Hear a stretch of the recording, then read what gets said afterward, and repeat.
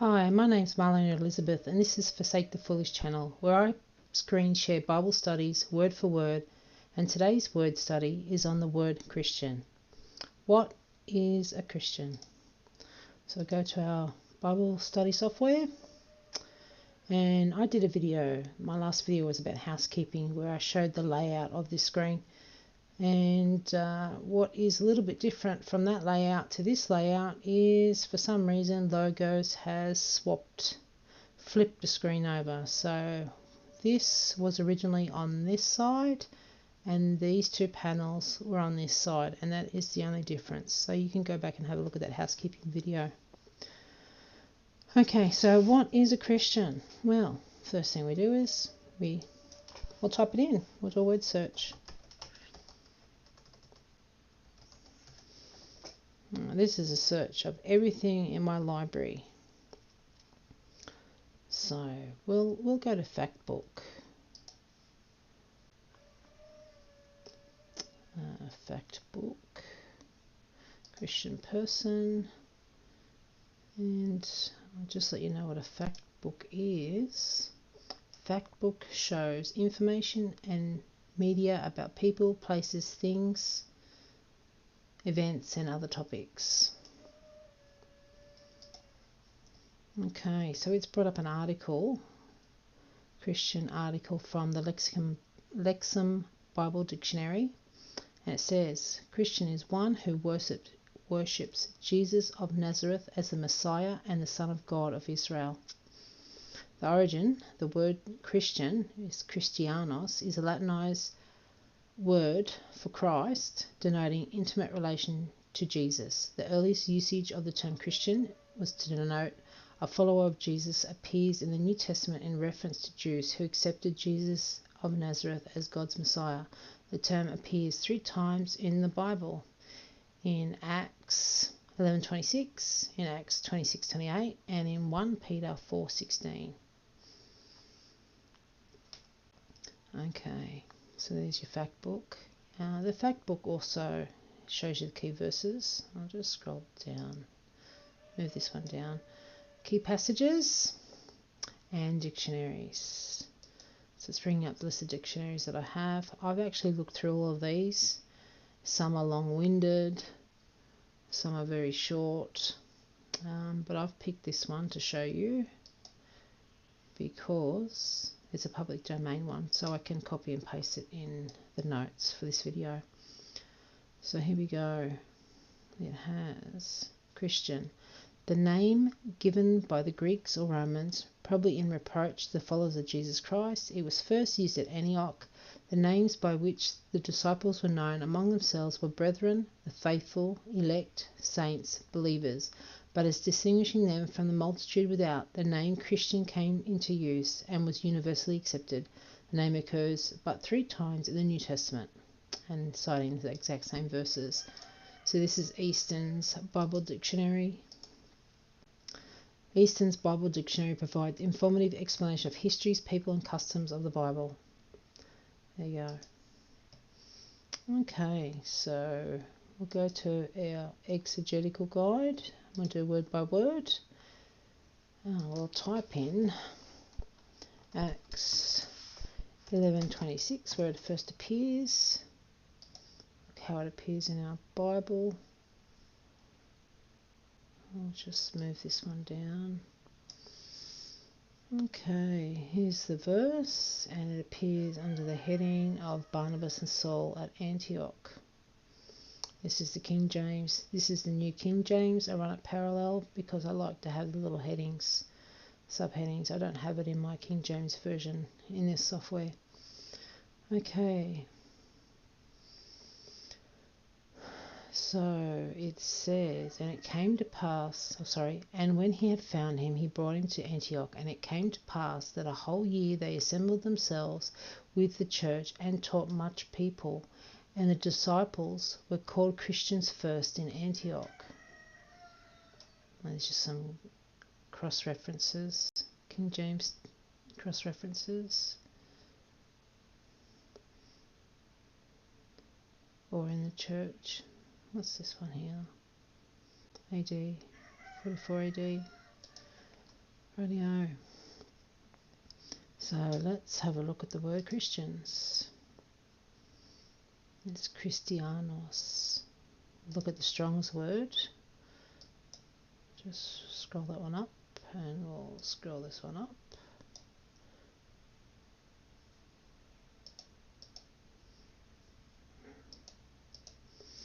There we go. The disciples were the first to be called Christians. And Christians is Strong's word 5546. A Christian is a follower of Christ. That's what a Christian is. Okay. So we'll look at some lexicons. I won't go through all of them. I'll just pick the public domain ones. We'll go to Taya. This is a lexicon by Henry Taya. That's why I call it Taya. Okay, a Christian, a follower of Christ. Acts 11:26. The name was first given to the worshippers of Jesus by Gentiles, but from the 2nd century onward, accepted by them as a title of honour. There we go. Look at the pocket lexicon. The formation is in Latin and indicates whether partisan of Christ or more exactly soldiers of Christ. A Christian is a follower of Christ. There you go. And we'll look at one more. Oh no, we won't. We'll look at what a Christian is in a standard dictionary. I like to look at the Webster's 1913 dictionary. It's a free dictionary because it's public domain. And here we go. I've typed in Christian. It says, one who believes or professes or is assumed to believe in Jesus Christ and the truth as taught by him, especially one whose inward and outward life is conformed to the doctrines of Christ. And this dictionary also cites Acts 11:26. So there we go.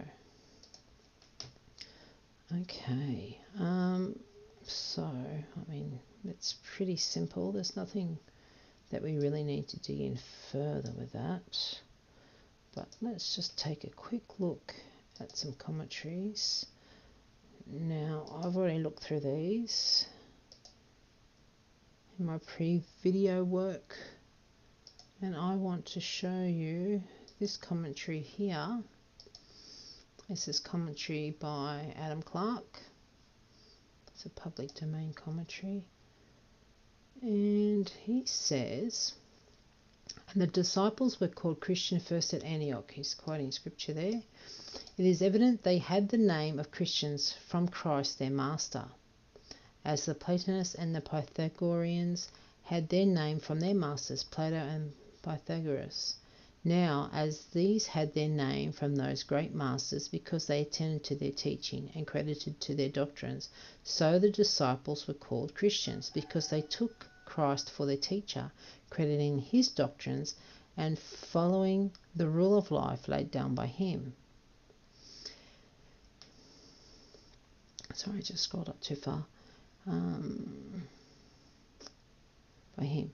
It has been a question, by whom was this name given to the disciples? Some think they assumed it, others that the inhabitants of Antioch gave it to them, and others that it was given by Saul and Barnabas. This latter opinion is favoured by the Codex, I don't know how to say that word, which reads the 25th and the 26th verses thus, and hearing that Saul was at Tarsus, he departed, seeking for him, and having found him, he besought him to come to Antioch, who, when they were come, assembled with the church a whole year and instructed a great number, and they were first called the disciples at Antioch, Christians. The Greek word, this one here, is our common text, which we translate were called, signifies the New Testament to appoint, warn, or nominate by divine direction. In this sense, the word is used in Matthew 2:12 and Luke 2:26. And in the preceding chapter of this book, in verse 22. If, therefore, the name was given by divine appointment, it is most likely that Saul and Barnabas were directed to give it, and that, therefore, the name Christian is from God, as well as that grace and holiness which are so essentially required and implied in character. Before this time, the Jewish converts were simply called among themselves disciples, that is, scholars, believers, saints, the church or assembly, and by their enemies, Nazarenes, Galileans, the men of the way or sect, and perhaps by other names which are not come down to us. I scrolled up and I lost it. I scrolled up too far. By other names which not come down to us. They considered themselves as one family, and hence the appellation of brethren was frequent among them. And it was the design of God to make all who believed of one heart and one soul, that they may consider him as the Father, and live and love like the children of the same household. A Christian, therefore, is the highest character to which any human being can bear on earth, and to receive it from God, as those appear to have done. How glorious the title! It is, however, worthy of remark that this name occurs in only 3 places in the New Testament, and it cites the same verses. Okay, that's interesting to me. It was the design of God to make all who believed of one heart and one soul. And that makes me think of all the Christian denominations. I think there's 33,000 or 45,000 denominations, depends where you get the source. I mean, they're divided by their doctrines. So then, to me, that's not one heart and one soul. One heart and one soul would be founded on truth. That's just my personal opinion. Okay, we'll go back to the word by word and look at the word disciples.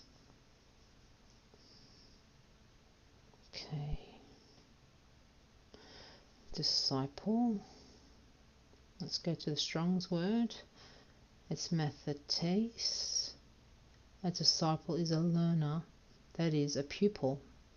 And it comes from the Greek Strong's word 3129, which means to learn in any way.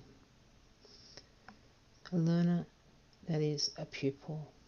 That's your Strong's word. Okay, we'll look at some lexicons. Okay, we'll go into the Taya.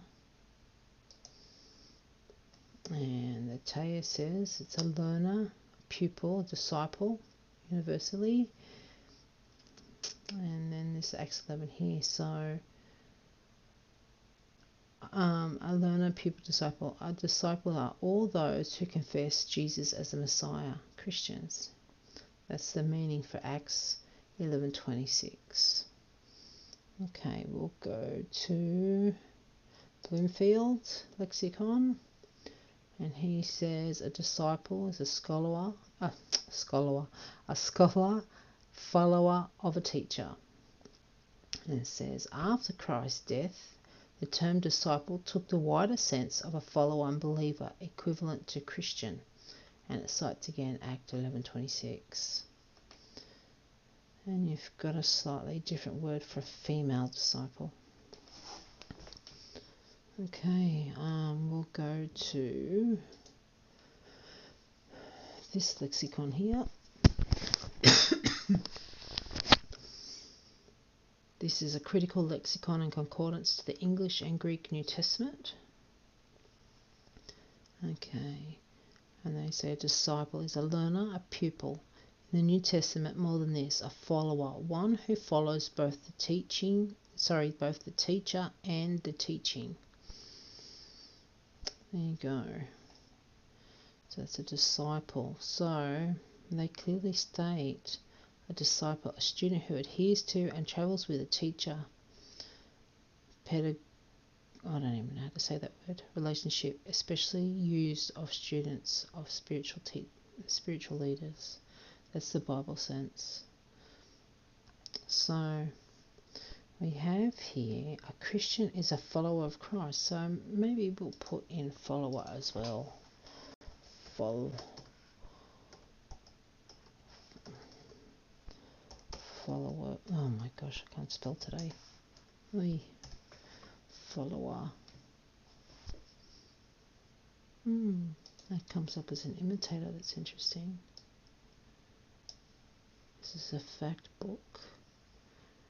Any person attempting to be like another person, also a follower, an imitator. This is a key article from the Anchor Yale Bible Dictionary. The term imitator is one link between the disciples of Jesus in the Gospels and the believers of the early church.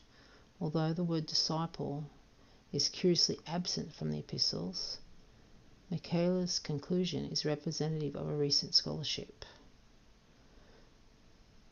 Matthias and mimetis are one and the same. It's citing from this book here. The noun mimetis,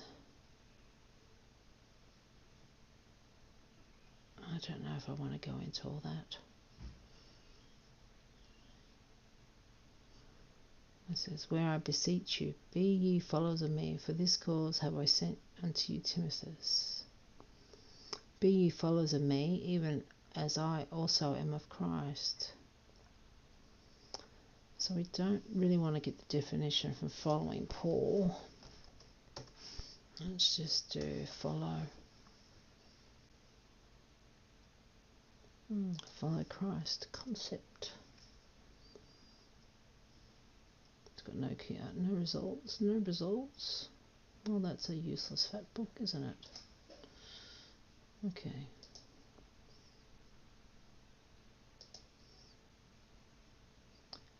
And a certain scribe came and said unto him, Master, I will follow thee. But Jesus said unto them, follow me. Let's scroll down. Actually, got all the results, but let's scroll down to where it first appears in Scripture in the New Testament. Here we go. Matthew 4:19. And he saith unto them, follow me, and I will make you fishers of men. Let's have a look at that verse. Okay, this is under the subheading, Jesus calls his first disciples. Okay. And Jesus, walking by the Sea of Galilee, saw two brethren, Simon, called Peter, and Andrew his brother, casting a net into the sea, for they were fishers. And he saith unto them, follow me, and I will make you fishers of men. And this is Jesus talking to Simon and Andrew, or Simon who's called Peter, and Andrew. So let's look at this verse. Let's change this to verse 19. Saith unto me, follow me. Okay, we have two words for follow. Just checking my notes. Okay.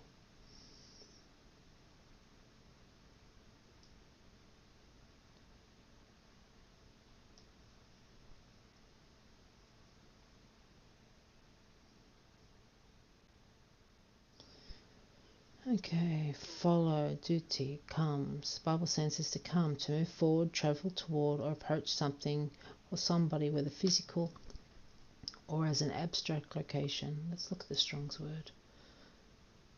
Strong's word is dute, means come hither. Okay, let's look at some lexicons. We'll look at Bloomfield. Come hither, and consequently used, often either by itself. Yeah, it's not a very interesting explanation, is it? Let's look at the other follow. And this is 3694. Episo, to the back, that is a back. That's a bit of a strange definition. Let's see the lexicons for this.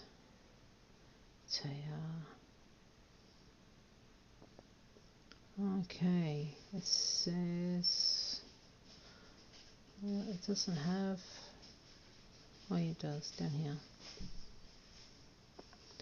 bit of a place. to join oneself to one as an attendant and follower, to go off in order to follow one, to join one's party, so Matthew 4:19, to draw one away to join his party. Okay, what's it got here?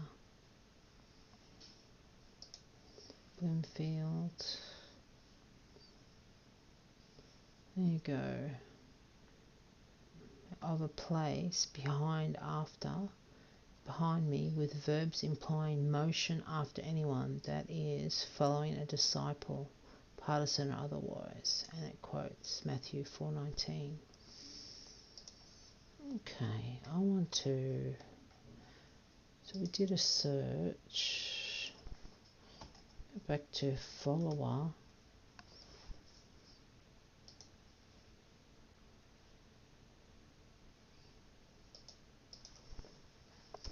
Sorry, search follower of Christ.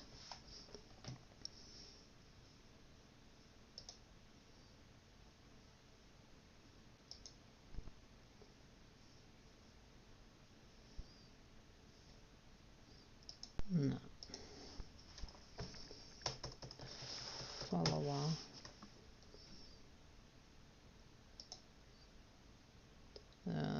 That's the reason I want to do follower, because it's an imitator. That's what I want to look at. I can't find the verse. Oh, this is fuzzy, isn't it? Don't want a fuzzy search.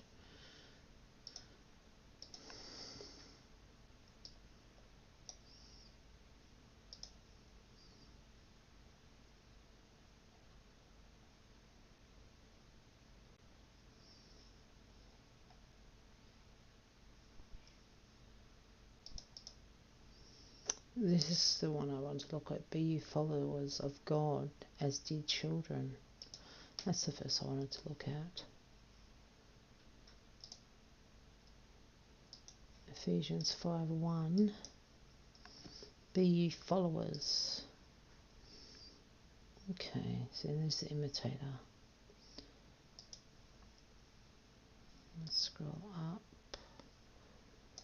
It says, be ye therefore followers of God as dear children. And the New King James says, therefore be imitators of God as dear children. And it's the Strong's Word, 3402. The Strong's Word, 3402. It just shows you, they're using the same word, but they display it differently in English. 3402 means an imitator, a follower. So let's look at some lexicons.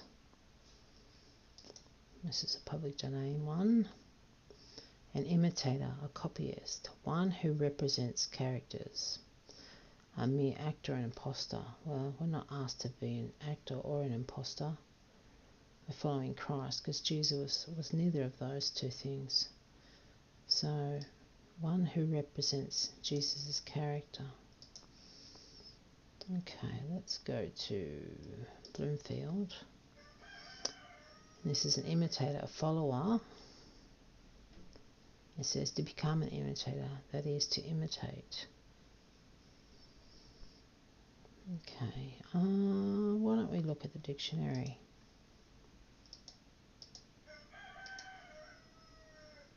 Let's put in imitator.